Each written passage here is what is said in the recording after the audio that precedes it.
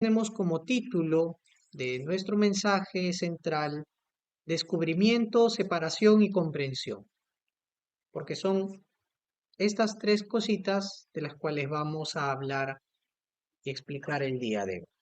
Bien, en la lectura principal es Mateo capítulo 13 del 44 al 52. Bien, entonces vamos a ir poco a poco tratando el texto bíblico. Como una breve introducción, todos nosotros, desde que comenzamos a venir delante del Señor como nuevos creyentes, hemos comenzado como niños espirituales a conocer las cosas de Dios, ¿no? Pasaban meses, hasta años, en donde se nos daban las primeras instrucciones, ¿no? Acerca de las doctrinas fundamentales de la Biblia, y de ese modo estábamos primero en una etapa de descubrimiento. El Señor nos hacía conocer cuán precioso es el Evangelio para nuestras vidas.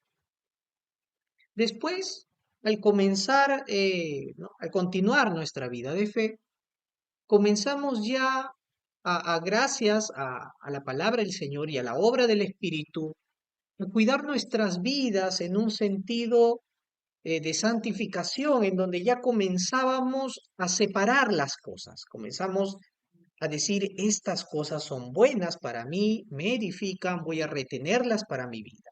Estas cosas no me aportan para nada, es más, me hacen tropezar o me alejan de los caminos del Señor. Entonces yo la separo, la dejo, ¿no? Como dice la palabra, ¿no? Examinadlo todo, retened lo bueno, ¿no?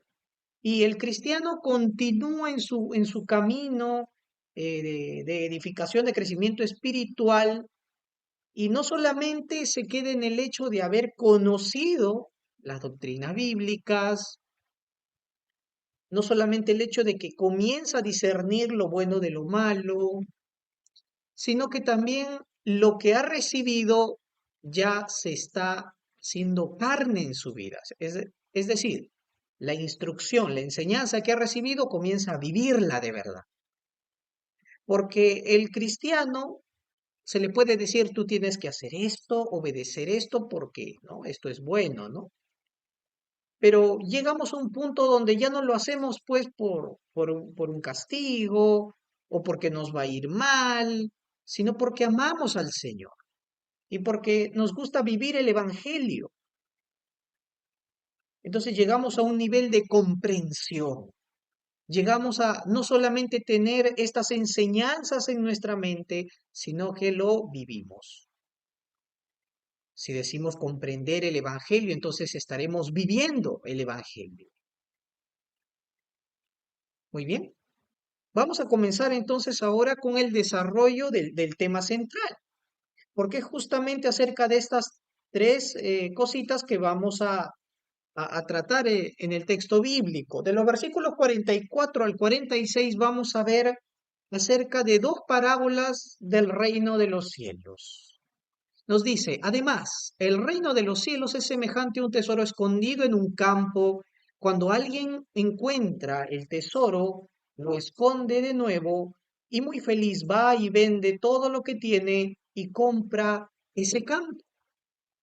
Y también el reino de los cielos es semejante a un comerciante que busca buenas perlas y que cuando encuentra una perla preciosa, va y vende todo lo que tiene y compra la perla. Estas dos parábolas lo vamos a tratar juntas. ¿Por qué? Porque lo primero que vamos a ver aquí es cómo es que el Señor hace que tú descubras el valor del reino de Dios y que se vuelva lo más preciado para ti. Nos dirigimos a los creyentes. ¿Por qué?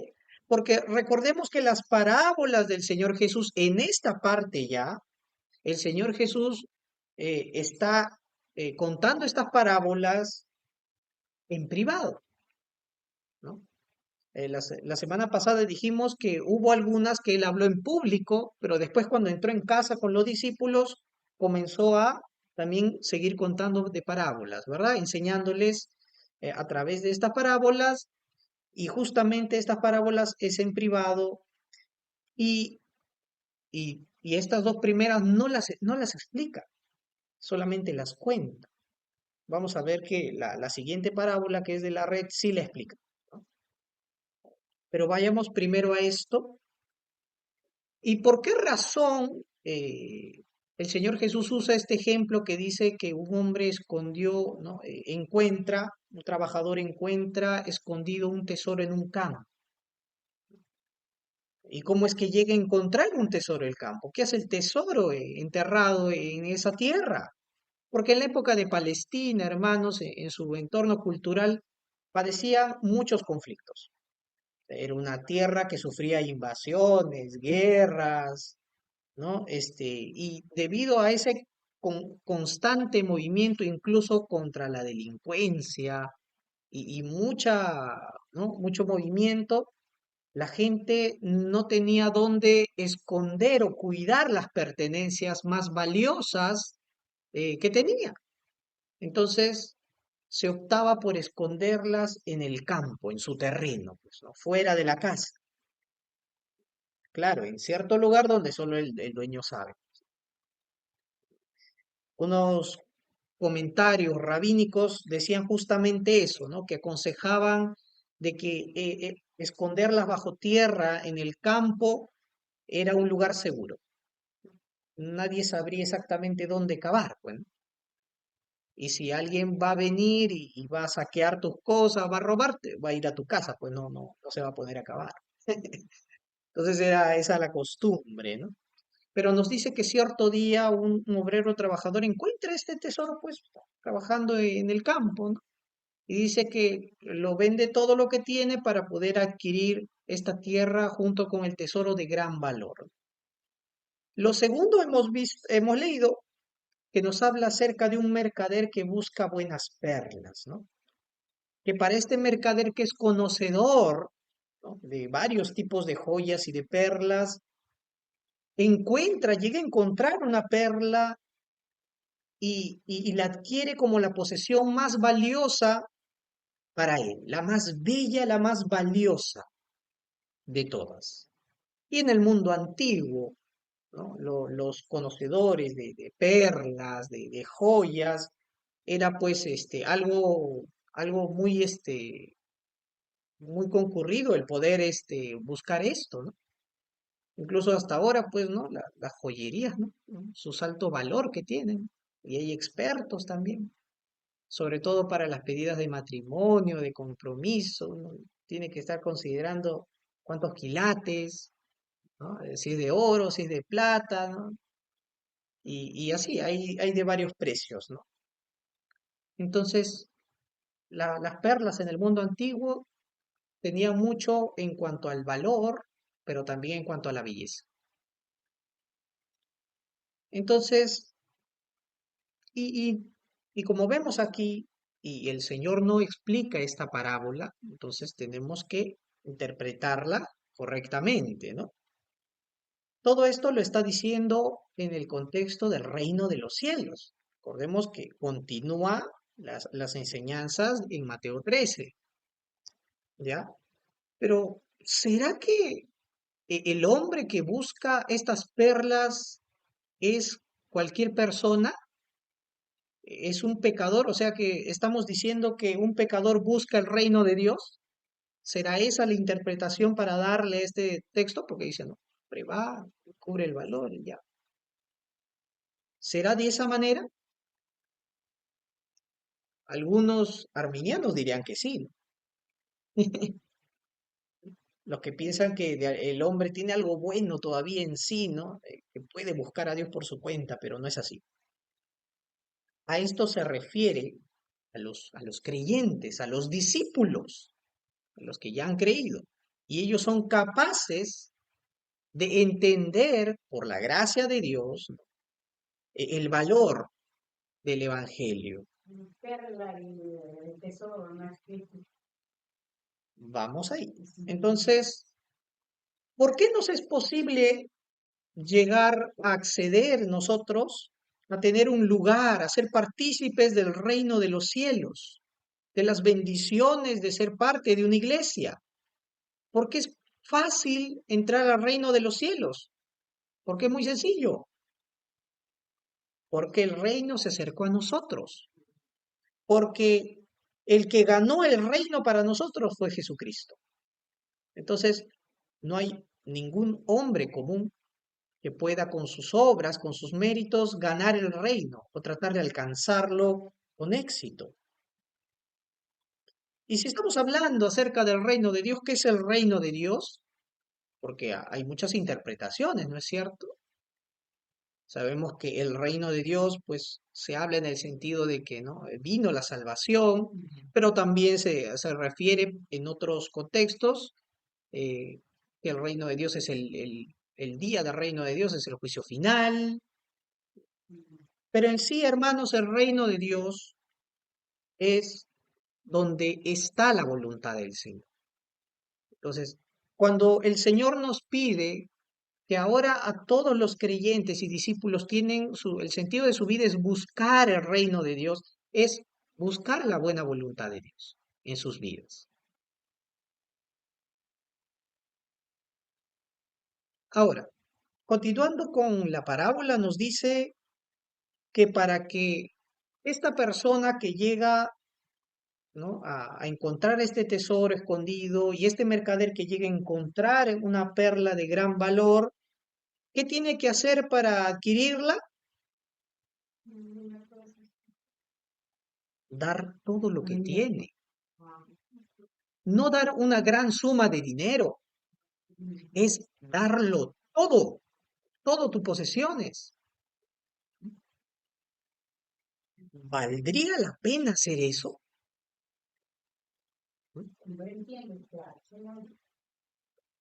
Un mercader podría vender muchos de sus productos, empeñar muchas cosas, pero entregarlo todo por una perlita.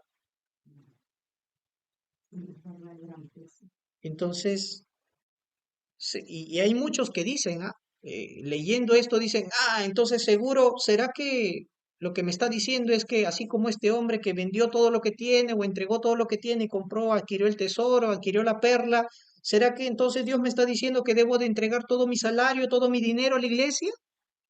Claro que no. Ese no es el sentido del texto bíblico. Acá se está refiriendo acerca del reino de Dios y tu vida, la cual has entregado al reino de Dios. Es eso. ¿Y cómo puedo entregar mi vida al reino de los cielos? Claro, ya en Cristo Jesús, ya nuestra vida está para Él. Pero ¿cuál es la actitud que debo de tener? Ser un discípulo fiel. No solamente un creyente que viene a la iglesia, se siente, escucha los domingos y se acabó. De ahí Dios hasta el siguiente domingo.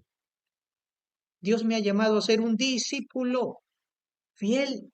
Y un discípulo es enseñado, es preparado y es comprometido en buscar hacer la voluntad de Dios. Si mi interés no está en aportar o hacer la voluntad de Dios, no estoy desempeñándome como un discípulo como tal.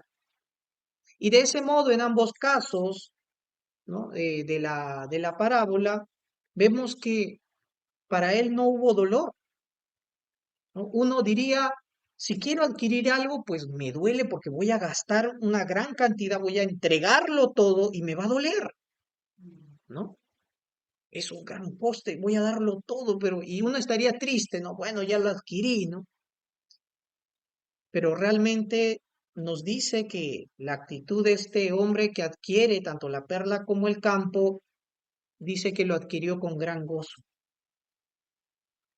Entonces, de igual manera, el discípulo que se da para el reino de los cielos y que se aboca a las cosas del Señor, no va a sufrir por causa del reino, aflicción del corazón por servir a Dios.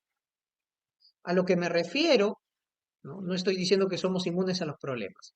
A lo que me refiero es que a pesar de que sirvas al Señor en medio de problemas, situaciones difíciles, ¿no? El Señor te dará gozo, paz, alegría, un nuevo comienzo, una nueva relación con Él, a lo que llamamos la comunión con Dios, ¿no? En todas las áreas de tu vida podrás disfrutar que Dios está contigo, a pesar de las situaciones difíciles.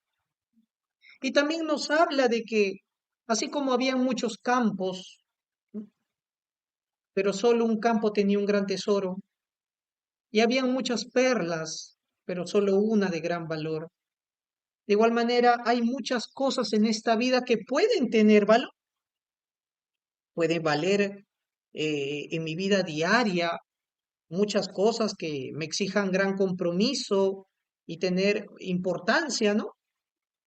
Te puede dar reconocimiento, pueden exaltar tus talentos, habilidades, te puede dar también sabiduría y hay muchas cosas de valor terrenales, pero lo que nos enseña aquí es que priorizar la voluntad del reino de Dios es reconocer que el Evangelio tiene un propósito más valioso, más alto, ¿no? Esto trasciende por mucho todos los beneficios terrenales que puedan haber.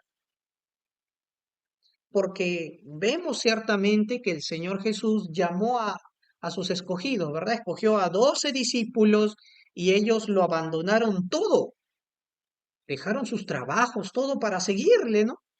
Fue un llamado al discipulado radical.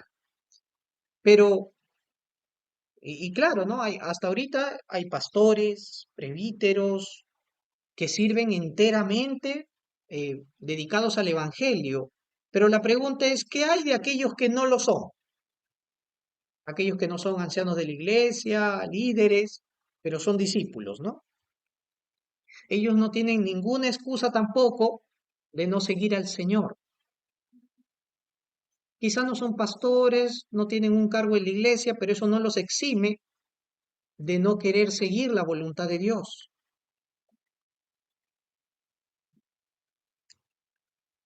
No todos los discípulos pueden ser pastores o presbíteros, pero todo cristiano está llamado a ser un discípulo que crezca en la fe y en el servicio a Dios. Eso debemos de tenerlo en claro. Y cuando le das la importancia de vida al reino de Dios, a sus bendiciones, a su mensaje salvador, tú le estás dando importancia a lo que el Señor Jesús hizo por tu alma. Porque el hecho de que el reino de Dios se acercara es por causa de tu vida, por causa de Él. Dios no tiene ninguna obligación con nosotros, lo hizo por mi alma. Y cuando yo me aboco a su voluntad, le estoy dando el valor que el Señor ha reconocido a mi vida, ni siquiera lo poquito. Cuán preciado es para nosotros el Señor Jesucristo y qué hemos hecho para demostrar que vale mucho para nosotros. Para la iglesia, Cristo es el gran tesoro del creyente, es ese gran tesoro escondido, pues, en el cual están todos los tesoros de la sabiduría y del conocimiento, como dice Colosenses 2:3. Cristo para nosotros es la joya, la perla más preciosa, de gran valor, hermosa en sí misma. ¿Mm? Así como lo describe Cantares 5 del 9 al 18, cuando la novia describe la belleza y la hermosura del esposo, que dice así, ¿no? Y él es el hombre más deseado. Así es mi amado, hijas de Jerusalén, así es mi compañero. He leído el último versículo porque del 9 hasta el 18 describe lo hermoso de su mirada, de sus manos, de sus piernas, de su boca y todos los aspectos de su belleza. De igual manera, el Señor en todos sus atributos, en todo su ser, es hermoso. Él refleja la gloria del Señor.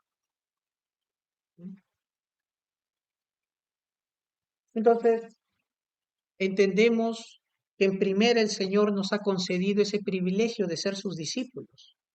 Hemos sido discípulos a quienes se le ha revelado el misterio del reino de Dios y se nos ha llamado a contribuir, a participar en esta misión. Y seguidamente, así como el mercader encontró una perla preciosa de entre todas.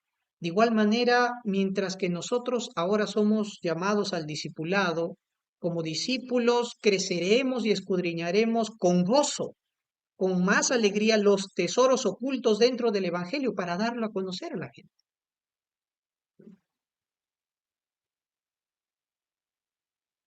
Como segundo punto vamos a ver acerca de separación. Versículos del 47 al 50. Asimismo, el reino de los cielos es semejante a una red que lanzada al agua recoge toda clase de peces. Una vez que se llena, la sacan a la orilla y los pescadores se sientan a echar el buen pescado en cestas y desechan el pescado malo. Así será el fin del mundo.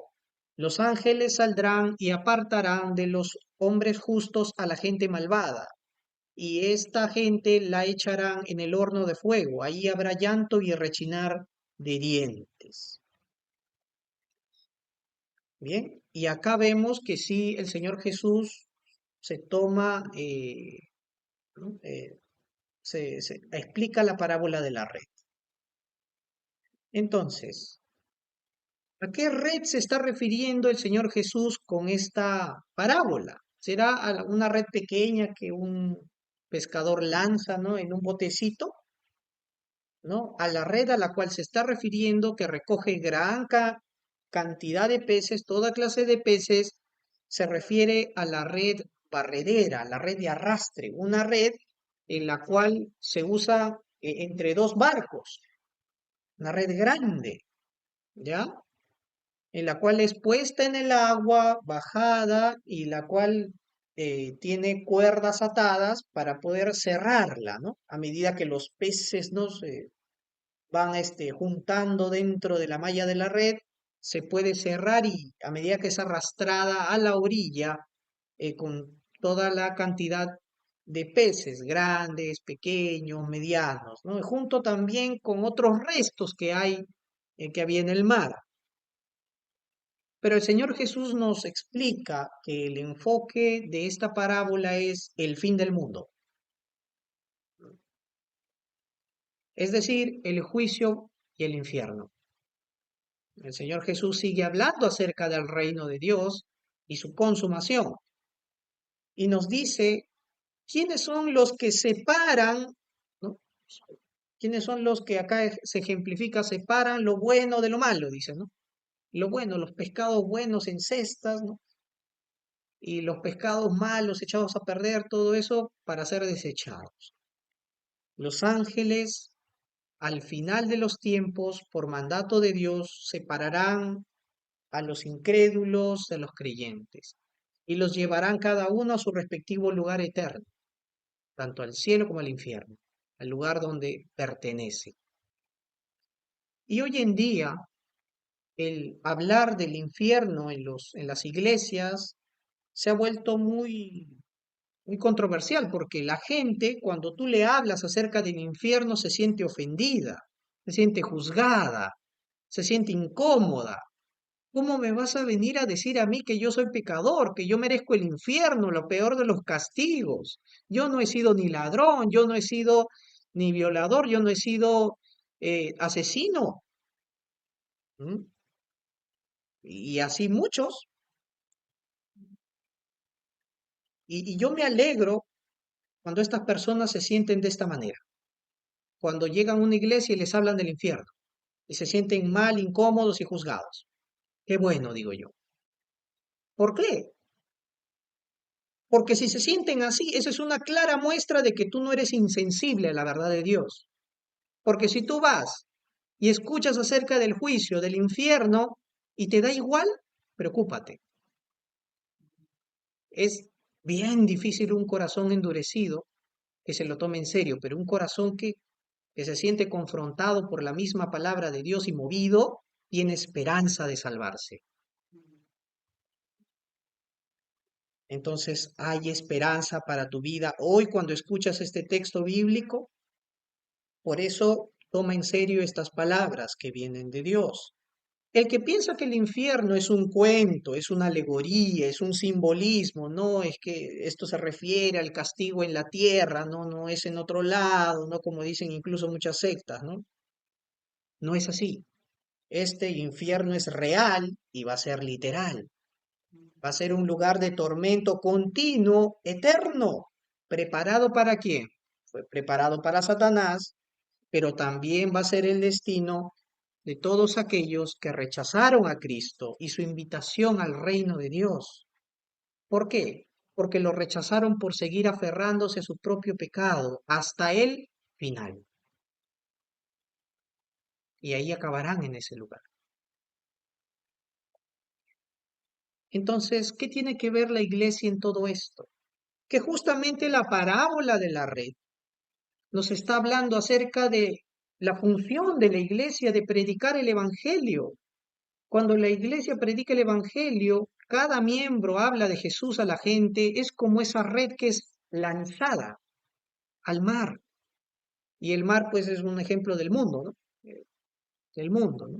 Entonces, donde el evangelio llega y llega a todo tipo de personas, así como la red trajo toda clase de peces. Y la iglesia tiene la función de poder recibir, digo, tiene la responsabilidad también de recibir a cualquier tipo de persona que quiera acercarse al Señor Jesús de manera sincera. Entonces, la puerta de la iglesia está abierta para todos los que quieran escuchar de Dios, ¿no? Porque a su debido tiempo el Señor hará separación. ¿Qué es lo que estas personas deben de encontrar cuando vengan a la iglesia? Deben de encontrar el mensaje del Evangelio, no, no otras cosas como la prosperidad material, eso no trata el reino de Dios. Hay muchos que dicen, el reino de Dios trata de escapar de la maldad de este mundo y ver que vas a vivir con tu familia, tu perrito y tu gatito bien en un paraíso eterno. No, de eso no trata el mensaje del reino. El mensaje del reino es claro, va a haber un juicio por el infierno y Dios te ha provisto salvación. Tienes que arrepentirte de tus pecados contra Dios y síguele. De esa manera cambiarás tu destino. Ese es el mensaje. Quien no da ese mensaje está dando un evangelio falso, ¿no? Y esto me hizo acordar mucho acerca de una serie de películas donde un grupo de chicos que debían de morir en una situación, ellos escapan y tratan de evadir a la muerte, ¿ya? Y ellos siguiendo las señales, así, ¿no? Visiones, señales, querían escapar de la muerte, ¿no? Del fatídico final, ¿no? Y al final, pues, de las películas, ellos no podían escapar de su destino. Al final, todos morían, ¿no? El mensaje era claro, pues, ¿no? Nadie puede escapar de la muerte, ¿no? Entonces, si he de algo sacar de esa película es que tú hoy no dejes pasar las señales que Dios te da de manera directa y de manera indirecta por el final inminente que va a venir, porque de la muerte no nos vamos a salvar. Y si algunos hasta el final, hasta la venida del Señor no mueren, nada va a cambiar el hecho de que va a haber un juicio. Nos dice que el infierno también es conocido como el lugar de lloro y de crujir de dientes. Eh, quiero, quiero leer con ustedes el Salmo 37. Quiero que abran sus Biblias, por favor. Salmo capítulo 37, los versículos del 1 al 13 que hemos leído, vamos ahora a Salmo 37, del 1 hasta el 13, vamos a leerlo. Primero los dos versículos, dice, no te alteres por causa de los malvados, ni sientas envidia de los que practican el mal, porque pronto se marchitarán como la hierba, pronto se secan como la hierba verde.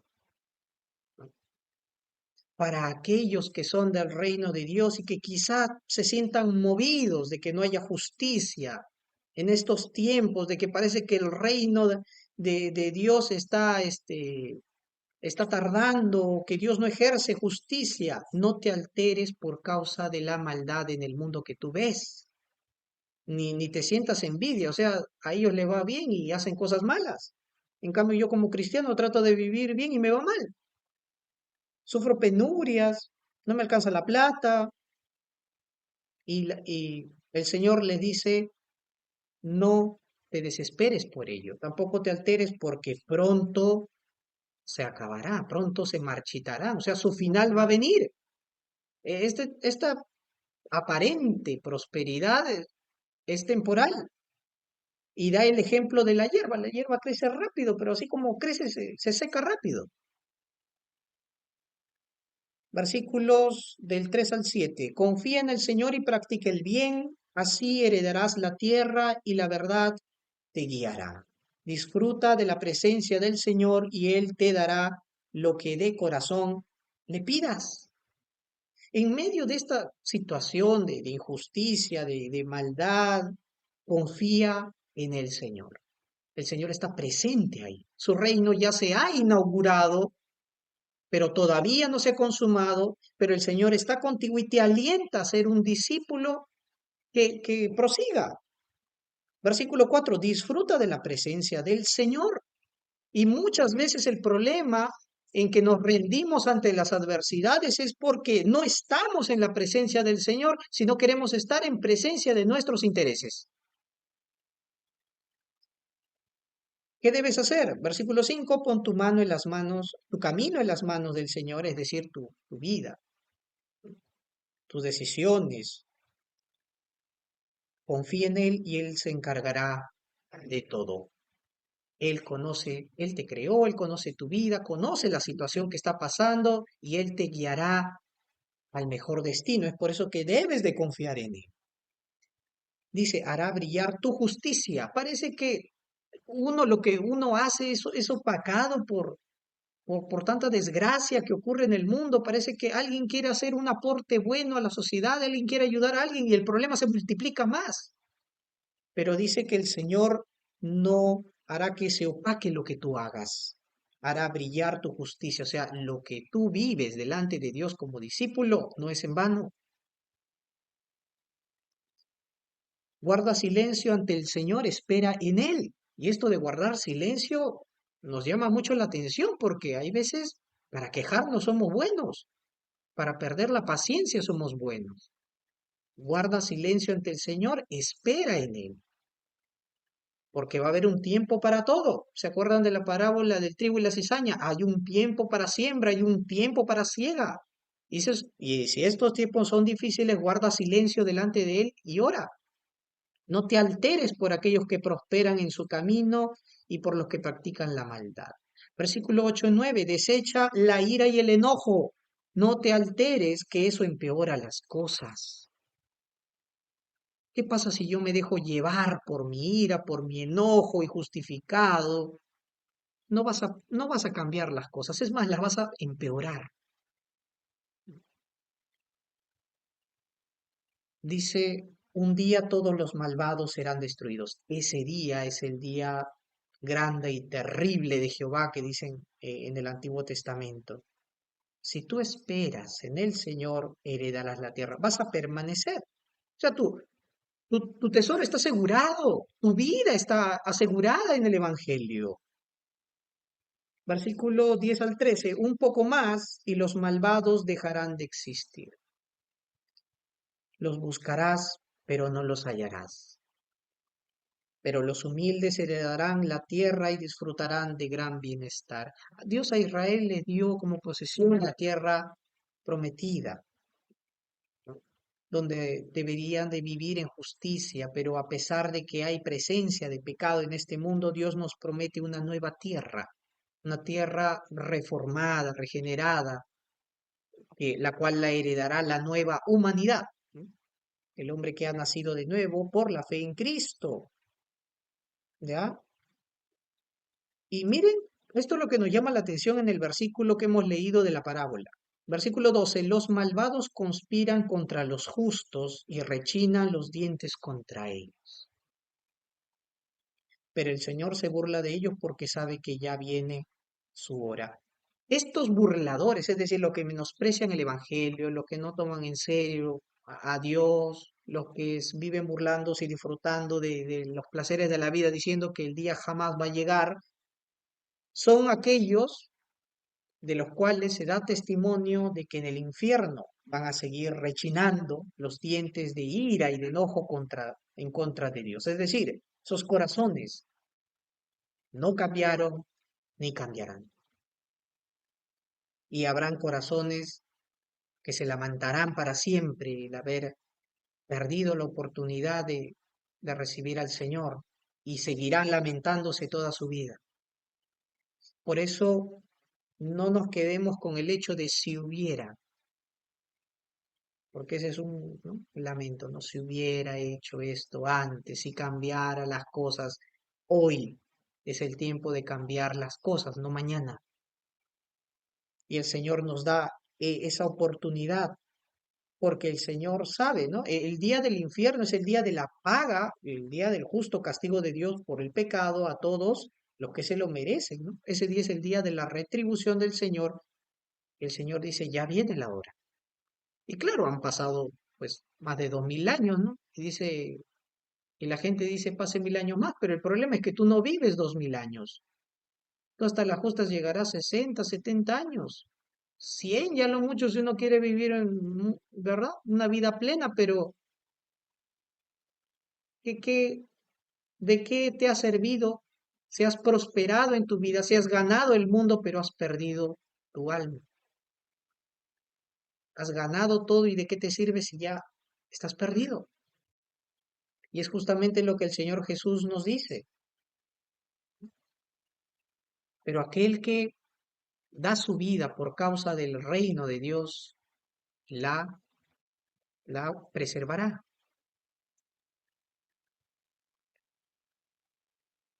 Bien, como último punto vamos a ver acerca de la comprensión.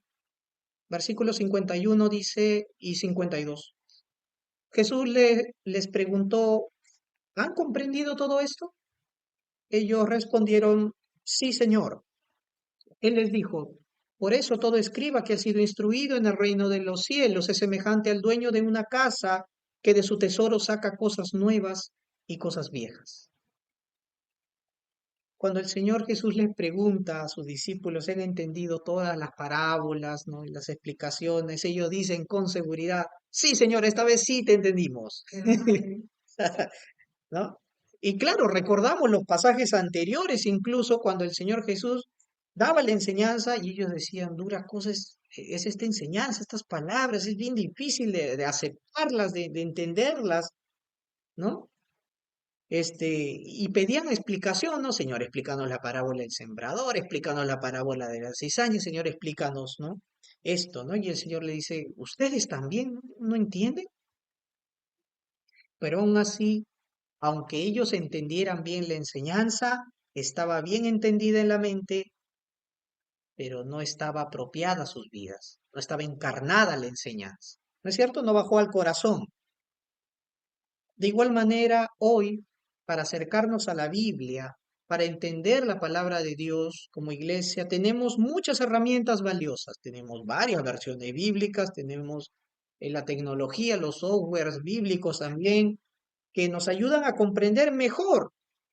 Pero ¿cuándo realmente es que tú las comprendes?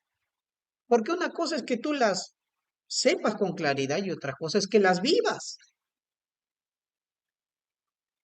Por eso el llamado del discípulo es poner por obras la palabra del Señor. Y para ello es necesario la obra del Espíritu Santo en nosotros. Sin el Espíritu Santo no podemos hacerlo. Es así que los discípulos solo pudieron comprenderlo a cabalidad estas enseñanzas cuando el Espíritu Santo vino sobre ellos en Hechos capítulo 2 en el día de Pentecostés. Ahí es donde ellos tomaron, se levantaron con autoridad, con poder y con un gran compromiso a la comisión que Dios les había dado de ir y hacer discípulos a todas las naciones, que dice Mateo 28:19.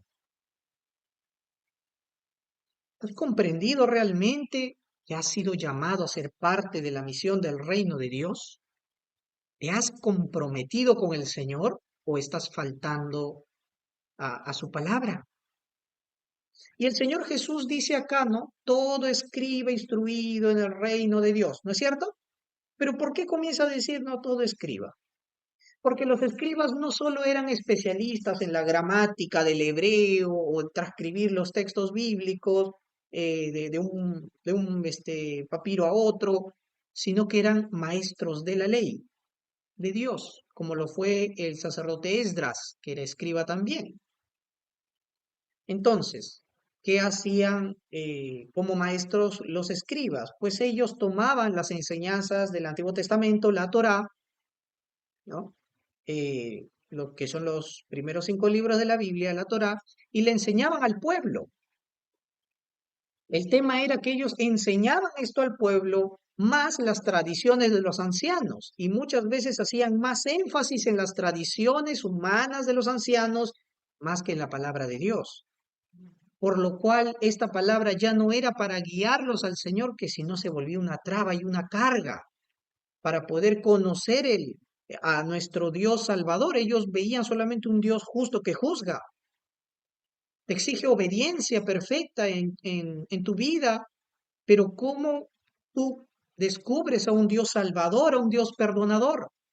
Es justamente lo que llega a cumplirse con la venida de Jesús y en el Nuevo Testamento, porque todo el Antiguo Testamento, las profecías, las leyes apuntaban a la culminación en Cristo. Todo estaba siendo preparado para la obra de Cristo. Y en vista de que ellos rechazaron las enseñanzas de Jesús, los escribas, los maestros de la ley, rechazaban la enseñanza de Jesús, eso les impidía tener luz para entender el Antiguo Testamento correctamente y poder guiar a la gente hacia Dios. Por eso Jesús equipa a sus discípulos como verdaderos escribas, verdaderos maestros de la ley, escribas del reino de Dios, quienes irán al pueblo con el verdadero mensaje. Este mensaje que ya no es solo la parte, una tajada, la parte del Antiguo Testamento, sino toda la revelación de Dios completa. ¿Mm? Y es por eso que dice que este escriba, ¿no? O este maestro es comparado como un padre de familia que saca tanto las cosas viejas como nuevas, ¿no es cierto? Es como un padre de familia que para alimentar a su familia saca del alimento guardado para cocinar y para dar de comer, como también los productos y la comida que ha comprado justo el día de hoy, la comida nueva, reciente, ¿no? Entonces, las cosas nuevas y las cosas antiguas. Y podemos ver aquí que todo maestro y todo discípulo del Señor debe de explicar, no, enseñar no solo una parte, sino toda la palabra de Dios. Por eso le voy a dar lectura en Hechos capítulo 20, del 24 al 28, que es lo que dijo el apóstol Pablo cuando se despedía de los hermanos en la ciudad de Mileto, porque ya no los iba a volver a ver a Pablo. Entonces se despidieron y Pablo les dijo esto, ¿no? Pero de ninguna cosa hago caso ni estimo preciosa mi vida para mí mismo, con tal de que acabe mi carrera con gozo y el ministerio que recibí del Señor Jesús, para dar testimonio del Evangelio de la gracia de Dios. Y ahora, he aquí, yo sé que ninguno de todos vosotros, entre quienes he pasado predicando el reino de Dios, verá más mi rostro. Tanto yo os protesto en el día de hoy que estoy limpio de la sangre de todos, porque no he rehuido anunciaros todo el consejo de Dios. Por tanto, mirad por vosotros y por todo el rebaño en que el Espíritu Santo os ha puesto por obispos para apacentar la iglesia del Señor, la cual él ganó por su propia sangre. Amén. Pablo está diciendo acá, más preciosa que mi vida ha sido el testimonio del Evangelio. Durante toda mi vida he predicado el reino de Dios, dice el versículo 25. Y él dice, yo no he rehuido en predicar, en anunciarles todo el consejo de Dios. ¿Cuál es todo el consejo de Dios? Toda la Biblia. Ya no es que Pablo solamente dijo, me gusta Génesis, voy a explicar Génesis nada más. O me gusta de alguna de mis cartas, eso nada más. Todo el consejo de Dios. Por eso cuando uno predica el Evangelio y habla de Cristo, la Biblia desde inicio hasta fin te habla de Jesucristo. Y bien, por eso nos dice, y de esta manera se tiene que apacentar el rebaño del Señor.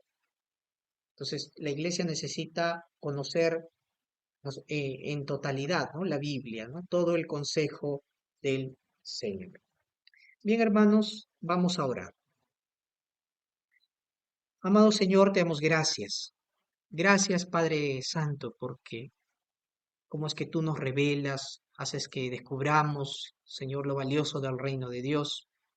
Ayúdanos, Señora, que sea lo más preciado para nosotros, a pesar de que incluso lo que hacemos, Señor, vemos de que deberíamos de entregarte más de nuestras vidas. Oramos porque hay cosas que hay que separar de nuestra vida. ¿Cuántas cosas, Señor, quizá están siendo obstáculo o traba, Señor, en nuestra vida, que no nos deja adorarte o glorificarte? ¿Cuántas excusas ponemos, Señor, que necesitamos estar ante tu presencia? Si somos llamados, escogidos tuyos, debemos de discernir las cosas correctas, incorrectas, Señor. Tú al final harás esa separación, pero si tu red, el Evangelio, la labor de la iglesia, predicando tu palabra nos ha alcanzado, debemos de dar esa respuesta que es nuestro servicio, Señor, a tu iglesia. Oramos también agradeciéndote, Dios eterno, porque si bien es cierto, hay un infierno eterno, el tiempo corre rápido. Ya nos queda poco tiempo, incluso de vida, Señor. Te pedimos que nos ayudes a compartirlo con la mayoría de personas. Oramos también, Señor, dándote gracias, porque de igual manera como tú nos enseñas a través de las cosas antiguas, también nos das mucha luz acerca de las cosas nuevas. Tanto el Antiguo y Nuevo Testamento nos dan luz de quién es Jesucristo y de todo lo que tú planeaste para que Él pueda salvarnos. Oramos dándote la gloria a tu nombre. En el nombre de Jesús oramos. Amén.